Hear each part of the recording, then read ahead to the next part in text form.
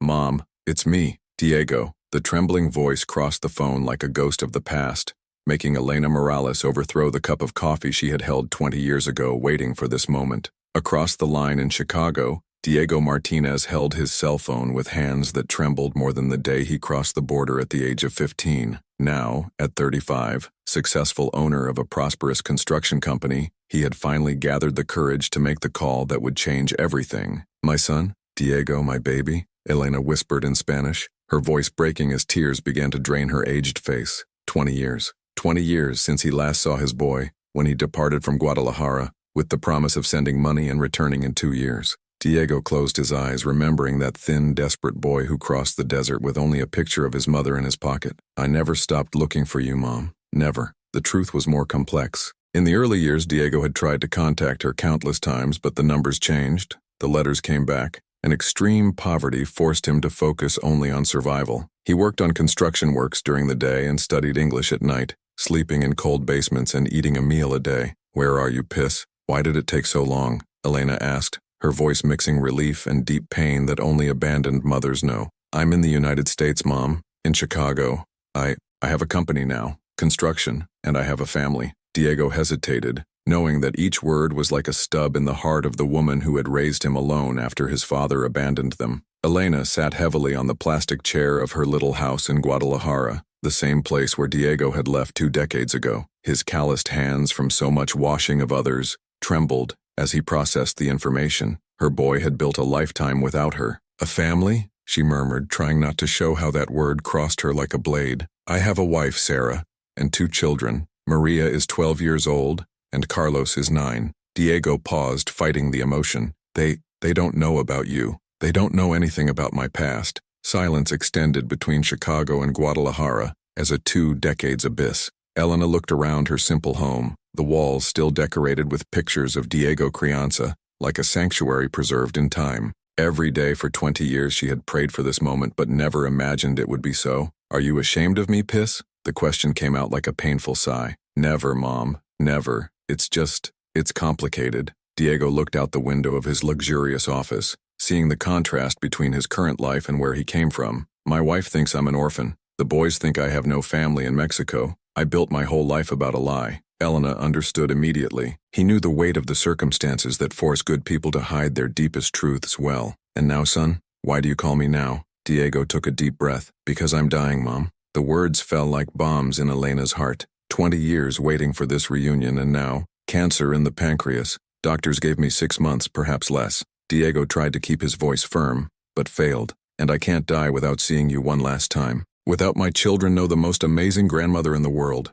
Elena began to cry quietly, 20 years of damaged tears finally finding her way. "Come home, mijo. Come home." But Diego knew it wouldn't be so simple. How would Sarah explain that he lied about his family for 15 years of marriage? How would you tell your children that they had a living grandmother in Mexico that he had never mentioned? And the most painful, how would it reveal that you chose to build a new identity instead of maintaining contact with the woman who had loved him unconditionally? "Mom, there is something more than you need to know before I went there." Diego hesitated, looking at the drawer of his table where he kept a secret that could change everything. In fact, there was a very specific reason why Diego had lost contact with Elena, something he never told anyone, not even to himself had completely admitted. And that was about to turn a family reunion into something much more complicated than anyone could imagine. If you are feeling your heart squeeze with this love story, loss and second chance, don't forget to subscribe to the channel to find out which secret Diego has kept for 20 years that can change everything between him and his mother. That same night,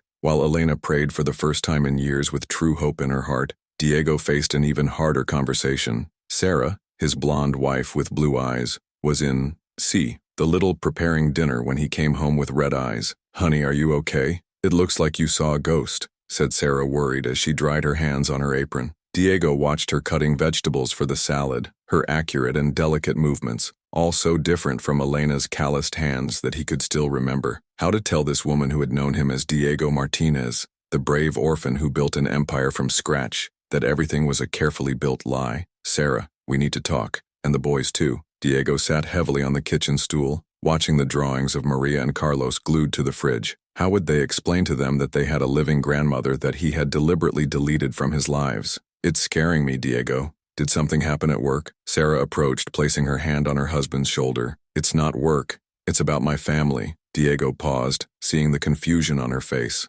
My true family. Sarah laughed nervously. What family? You always said you were an orphan, that your parents died when you were a teenager in Mexico. I lied. The words fell like a bomb in the silent kitchen. Sarah retreated instinctively, as if he had been slapped. What do you mean, did you lie? About your dead parents, about being an orphan? Sarah's voice began to rise from Tom. Diego, we've been married for 15 years. I cried with you on our first birthday when you told me about growing up alone. Diego looked at his own hands, the same ones who had carried cement bags for years to build the life that now threatened to crumble. My mother is alive, Sarah. She lives in Guadalajara, and I spoke to her today for the first time in 20 years. The silence that followed was broken only by the noise of boiling water on the stove. Sarah leaned on the counter, processing the information as if it were a code she couldn't decipher. So let me understand, she said slowly. You have a living mother in Mexico who never mentioned in 15 years of marriage. A mother that your children never knew because you decided we were better without her in our life. The unconscious cruelty of those words cut Diego deeper than Sarah could imagine.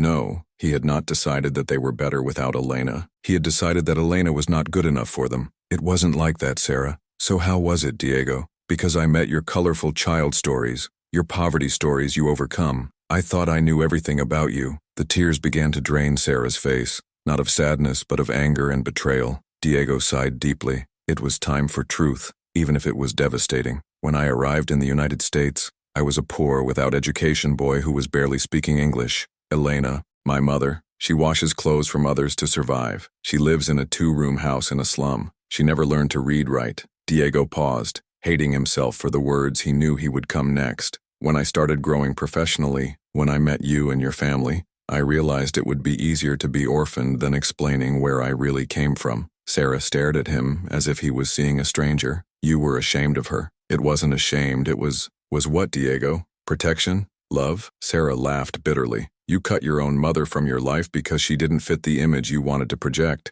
because a woman who washes clothes didn't match Diego Martinez, the successful entrepreneur. Sarah's words were raw but true. For years, Diego had convinced he was protecting Elena from the rejection she would certainly face in the Sarah world. But the real truth, which he had never admitted to himself, was that he was protecting himself from humiliation. The boys know? Sarah asked, cleaning the tears. No, they think we have no family in Mexico. 15 years, Diego. 15 years of lies. Sarah shook her head incredulously. And now? Why are you telling me now? Diego took a deep breath, preparing for the second blow. Because I'm dying, Sarah. Pancreatic cancer.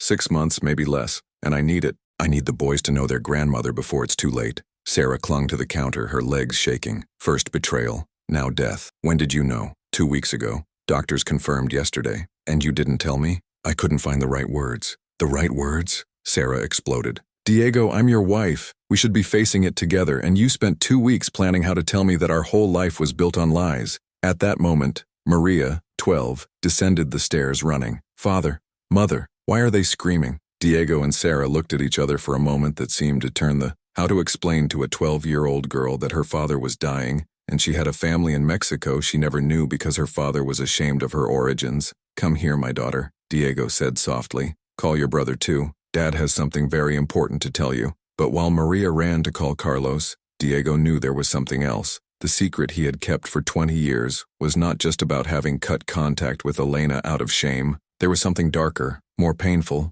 something he had never told anyone about, the real reason why he never came home again. And this secret was about to complicate family reunion in a way that neither Elena nor Sarah could imagine. Because sometimes the most painful truths are those we keep not to protect others, but to protect our image from ourselves. 3 days later, the Martinez family living room became a silent, emotional war zone. Maria and Carlos had received the news about her father's cancer and the grandmother's existence in Mexico with completely opposite reactions. Why did you never talk about her, Dad? I always wanted to have a grandmother, Maria cried, hugging her father on the couch, while Carlos, more reserved at the age of 9, remained silent in the corner, processing that her family had changed forever overnight. Sarah watched everything across the room, her arms crossed, still fighting between the anger of betrayal and the terror of losing her husband. Diego, you need to tell them about the money. What money? Maria lifted her head confused. Diego sighed deeply. It was time to reveal another painful layer of the truth. During all these years I was here, I sent money to your grandmother, every month, without miss. But you said you lost contact with her, Sarah exploded. More lies? I didn't lose contact through money. I sent it through a transfer agency to her name but never included a message, never put my name as a sender. She received the money, but didn't know she came from me. The revelation fell like a bomb. Carlos finally said, her small but full of confusion. So she knew you were alive? No, my son. She thought it was an anonymous charity, perhaps from the local church. For 20 years she received this money thinking she came from a strange kind. Sarah shook her head incredulously. Diego, this is even worse. You let your own mother believe you were dead while secretly paying for her to survive? What kind of person does that? The kind of person who is afraid to face their own choices, Diego muttered. The truth finally surfaces. Maria wiped the tears. Dad, will she be angry when she knows? Diego thought of Elena, wondering how she would react to finding that the money she had allowed her to stop washing clothes from others, who had paid for a better ceiling and decent food,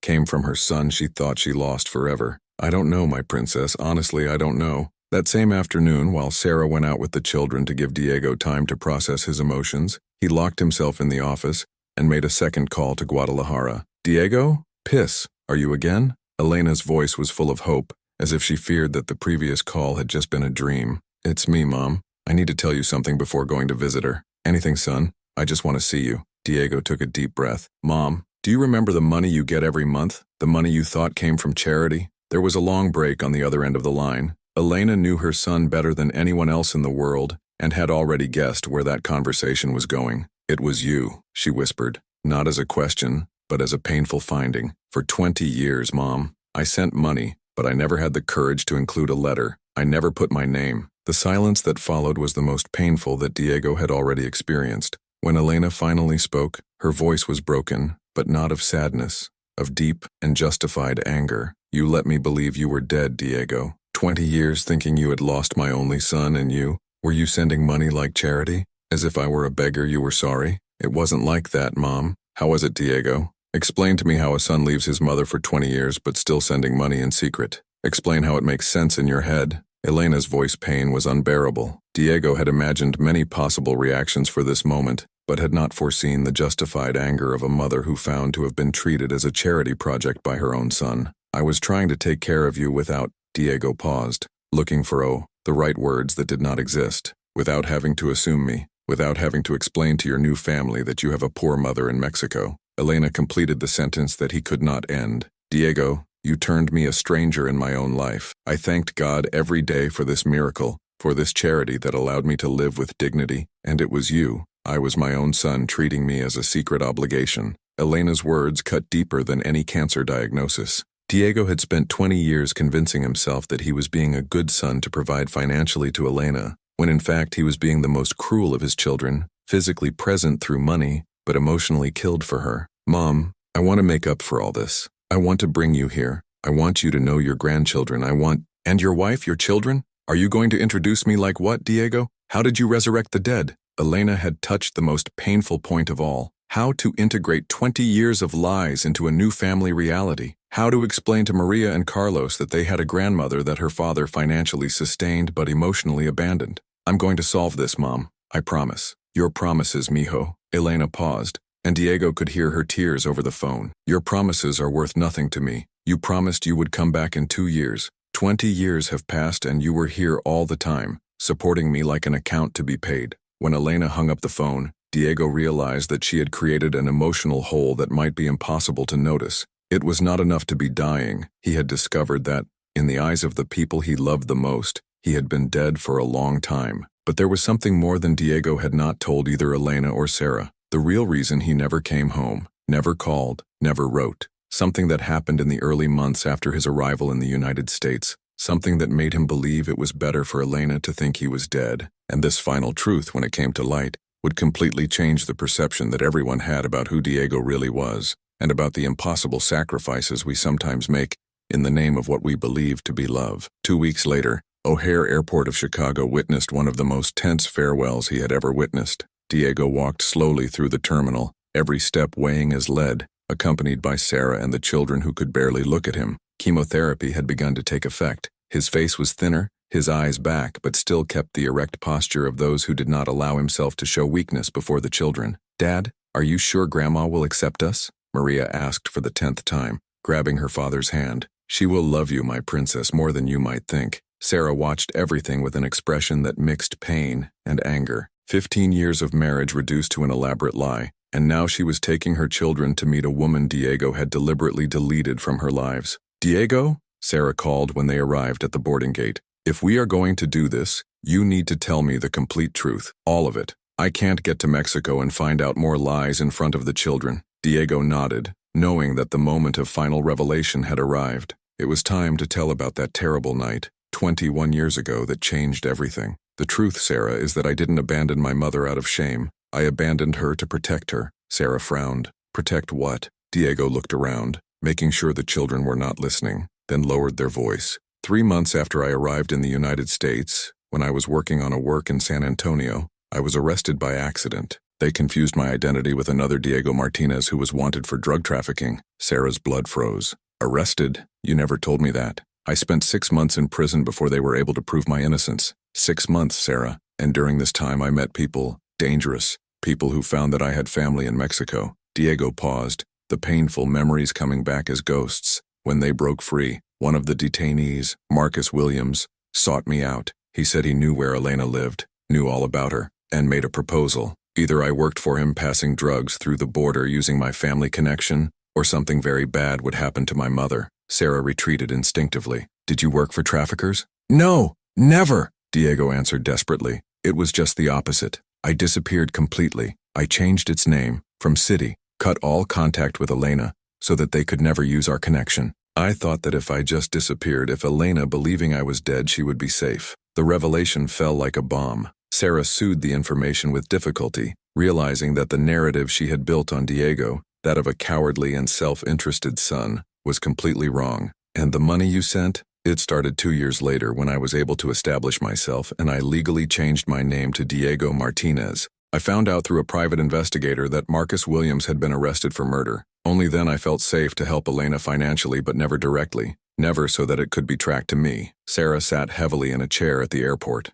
"Diego, have you sacrificed 20 years with your mother to protect her?" "I was a 16-year-old boy, Sarah. I was terrified. I thought it was the only way to keep her alive." Diego wiped a tear that escaped. "During all these years I thought I was doing the right thing, but now, dying, I realized that I just broke her heart in a different way." At that moment, Carlos, who had moved away to buy water, returned running. "Father, father, there's a man up front asking for you. Said your real name is Diego Hernandez?" Diego's blood froze instantly. 20 years later, the past had finally found him. Walking toward them was a man of approximately 50, well-dressed with a smile that did not reach the eye. Diego recognized him immediately, even after 2 decades. It was Miguel Santos, the brother of Marcus Williams, who had taken on the family's business after his brother's death in prison. "Diego Hernandez," Miguel said aloud enough for other passengers to hear. "What coincidence to find you here. Going to visit Mom in Guadalajara after so long?" Sarah got up instinctively, pulling the children close. "Diego, who is this man?" Diego closed his eyes for a moment, knowing that his worst nightmare was coming true. 20 years of protection had just been destroyed at an airport terminal in front of his wife and children. "Miguel," Diego said calmly, "we have nothing to talk about." "Oh, but we have, friend. A lot to talk." Miguel smiled cruelly. "Especially about certain unpaid debts, and about how your family in Mexico is doing well, still living at the same address after all these years." What Diego didn't know was that Elena at that very moment was receiving an unexpected visit in Guadalajara. 2 men had knocked on his door asking about his son, showing old photos of Diego, wanting to know when he would come to visit her. The protection that Diego thought had built for 20 years was crumbling simultaneously on 2 continents, and now it was not only his own lies that threatened his family, it was the real dangers he had tried to avoid from the beginning. Dangers that never really disappeared, just expected the right time to attack. "Dad, who is this man?" Mary whispered, clinging stronger to her father. Diego kept his voice calm, even with his heart fired. "Miguel, you have 2 minutes to say what you want and get out of my view." "Oh, Diego, always so direct. 2 decades haven't changed that." Miguel laughed, but his eyes remained cold. "Marcus told me about you before I died in prison. He said he had a Mexican boy who disappeared instead of paying his debts." "What debts?"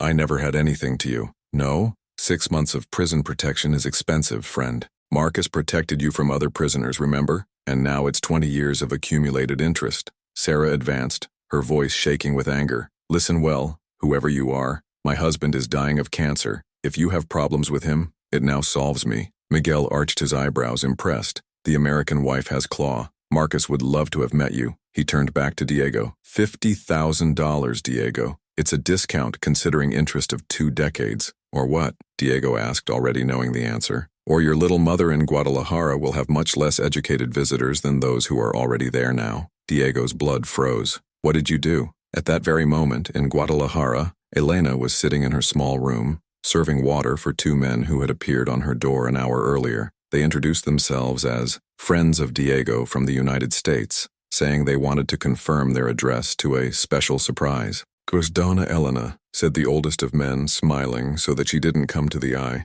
"Your son is well established in Chicago, isn't it? Construction company. Beautiful family." Elena nodded cautiously, a cold growing in her stomach. Something was not right. "And where are you friends from exactly?" "From work," the younger man responded quickly. "He talks a lot about the lady, so we came to confirm personally if the address was correct for the surprise." Elena got up slowly. 70 years of life had taught him to recognize danger when he saw him. "I think you should leave now." "Of course, Donna Elena. We're just waiting for a call to confirm some details." Back at Chicago Airport, Miguel was holding a phone in his hand. "A word of mine, Diego and his friends in Guadalajara receive very specific instructions on how to proceed with stubborn elderly visitors." Diego closed his eyes for a moment, knowing that he had reached the end of the line. 20 years of destroyed protection, his family discovering his darkest secrets, and Elena in danger for her cause. Exactly the scenario that had spent 2 decades trying to avoid. "Okay," Diego said finally. "You earn, but I need 48 hours to get the money.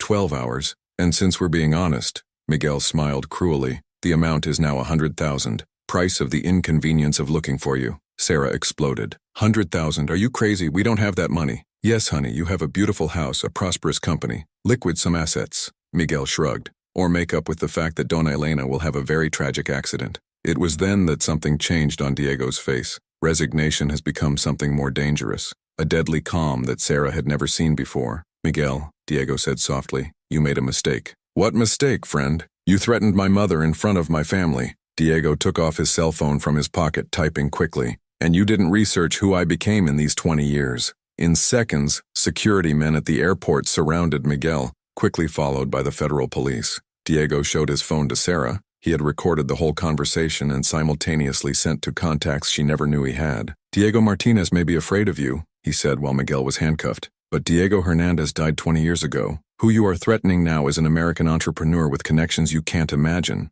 Miguel fought the handcuffs. "This is not over. Your friends in Guadalajara, they have already been arrested." Diego showed another message on the phone. "I contacted the Mexican authorities 5 minutes ago. Elena is under police protection right now." While Miguel was taken away, Sarah looked at her husband as if he first saw him. "Who are you, Diego?" Diego sighed, finally allowing the 20-year-old mask to fall completely. "I'm a man who spent 2 decades building connections, friendships, and favors to prepare for the day my past would come back. I'm someone who never stopped protecting Elena, even when she thought I was dead." 3 hours later, Diego was on the first flight to Guadalajara, accompanied by Sarah, Maria, and Carlos. 21 years after leaving Mexico as a frightened and resourceful boy, he was back as a man who had learned that sometimes the best protection is to build enough power to face any threat. When they arrived at Elena's house, she was waiting at the door, surrounded by federal police but with her eyes fixed only on her son who had lost 2 decades ago. "Piss," she whispered as Diego approached.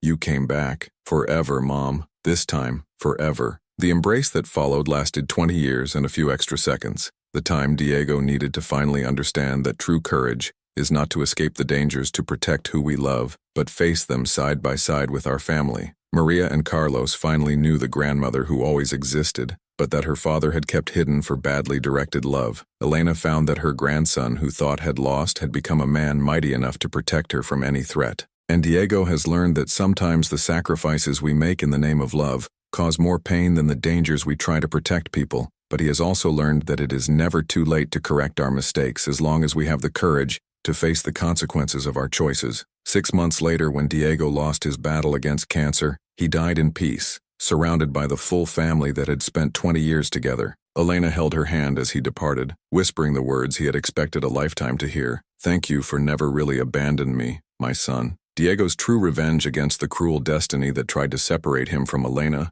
was not the wealth he accumulated or the enemies he defeated. It was the united family that left behind, proving that true love always finds a way, even when it takes 20 years to get home. If this story of sacrifice, family love, and second chance has touched your heart, subscribe to the channel for more stories that prove that sometimes the longest journeys are the ones that take us back home, to the people who always loved us, even when they thought they had lost us forever.